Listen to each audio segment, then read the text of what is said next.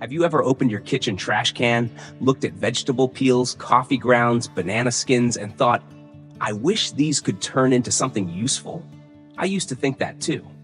Every time I cleaned the kitchen, I felt like I was throwing away a piece of life itself, something nature had given so generously.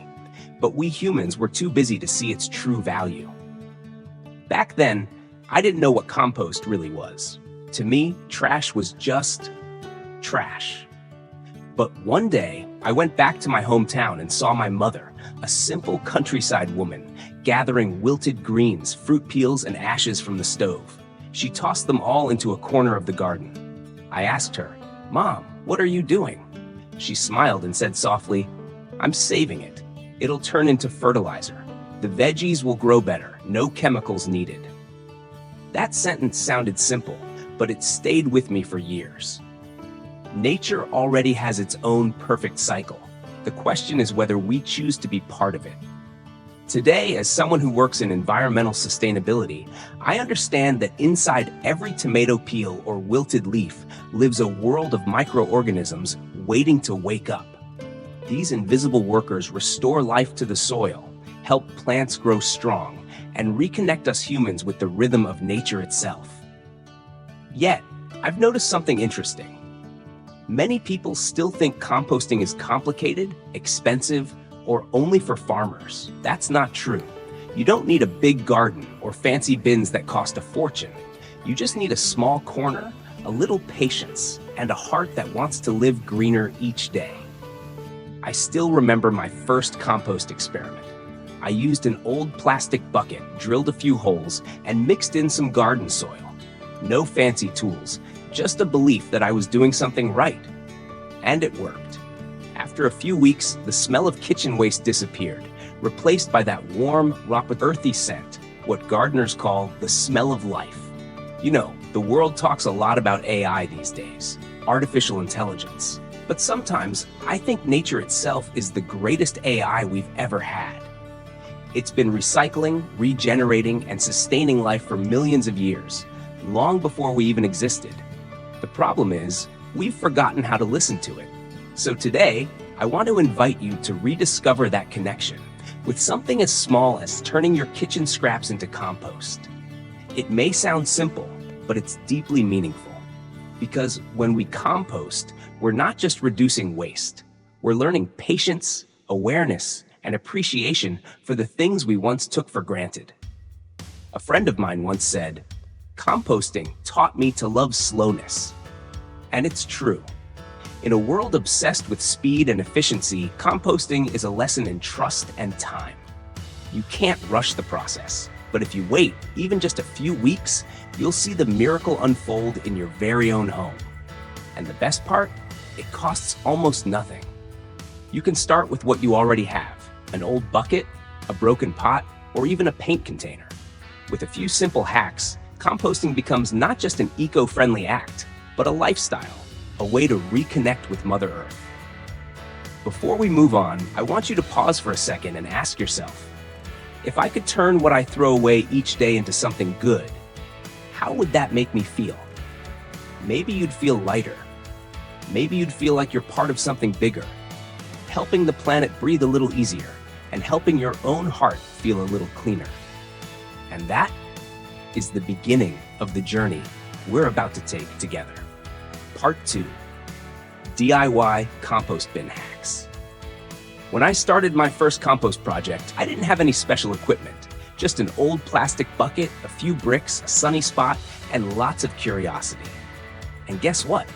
That's all you really need to create a tiny ecosystem where waste becomes new life. Imagine this. You're making your morning coffee, slicing cucumbers, or preparing lunch. The peels, the scraps, the roots you usually toss out, keep them, because that's your golden material for composting. No spending, no fancy gear, just a new way of looking at trash.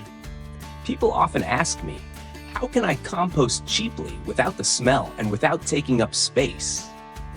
The answer is simple. Understand nature's balance and let it do the work. Compost only needs 4 things: organic waste, air, moisture, and time. And you already have all of that in your own kitchen. Choosing a bin. Cheap but effective. I've used old 20-liter paint buckets, even my neighbor's broken pail. Just drill small holes around the sides and bottom for airflow. Place it on bricks or a wooden board so excess liquid can drain. If you live in an apartment, use a smaller bucket with a lid. Line it with dry leaves or newspaper, and every time you add waste, sprinkle in a bit of soil or sawdust. That's the simplest way to keep it odor-free. A friend of mine in Dalat, an elderly gardener, once told me, "I used to think I needed a special bin, but turns out an old paint bucket works just fine." Nature doesn't need anything complicated. And I love that, because that's the spirit of composting.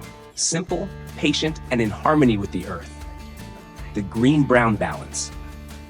Many people fail at composting because they only use kitchen scraps, what we call green materials. Greens are fresh items like veggie peels, fruit scraps, or coffee grounds, high in nitrogen.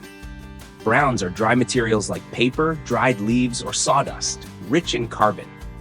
If you only use greens, your compost will turn wet and smelly. But if you balance it with browns, it'll smell like fresh soil.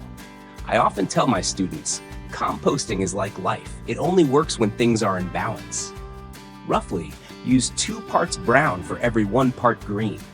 You don't have to measure, just feel it. If it's too wet, add dry leaves. Too dry? Add a little fresh waste or sprinkle some water.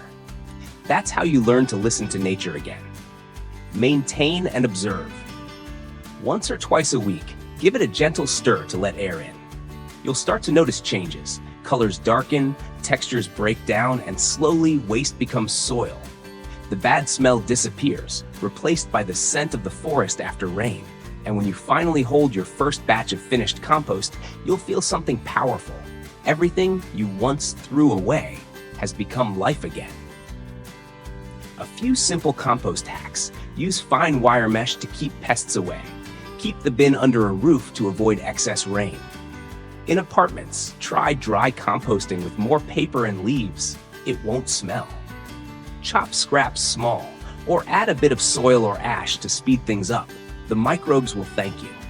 Sometimes, the smallest changes make the biggest difference.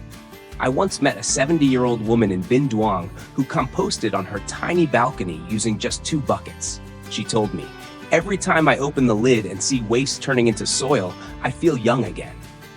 And I believe her. Because composting isn't just about managing waste, it's about rediscovering ourselves in nature's cycle. Part 3. Conclusion and call to action. Composting doesn't demand perfection. You don't need a garden or deep scientific knowledge. You just need to start. A corner in your kitchen, a bucket, a handful of dry leaves.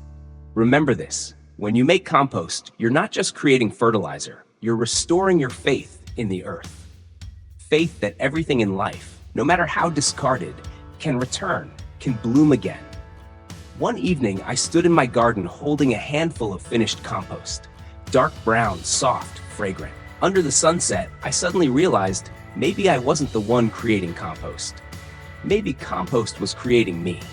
Sounds strange, right? But it's true.